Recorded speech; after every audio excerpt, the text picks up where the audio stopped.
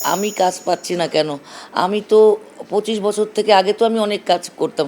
অভিনয় যদি না জানতাম তাহলে তো এই ২৫ বছর আমার টিকে থাকার কথা না। এই বাজারে তো ২৫ বছর টিকে থাকাও অনেক বড় ব্যাপার। তো আমি ২৫ বছর ধরে মিডিয়ায় আছি। আমি গত ২ মাস আগেও ২০-২৫ দিন কাজ করেছি। তো ২ মাসে কি হঠাৎ করে কি আমার কাজের মান খারাপ হয়ে গেল? বা আমি খারাপ হয়ে গেলাম? না আমি তো এটাই তো বুঝে উঠতে পারছি না। যদি কাজ খারাপ করতাম তাহলে তো একেবারেই না আসার কথা। কিন্তু সেটাও তো কেউ বলছে না।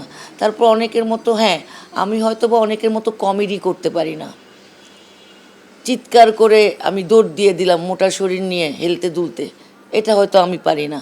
আমি লাউড অ্যাক্টিং হয়তো বা করতে পারি না।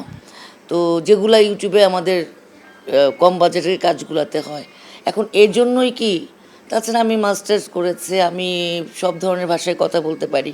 আঞ্চলিক ভাষা যেই কয়টা নাটকে লাগে টুকটাক পারি। এমনি গ্রামের ভাষা পারি, শুদ্ধ ভাষা পারছি। তো আমার আমার খুঁতটা তো আমি নিজেই বুঝতে পারছি না।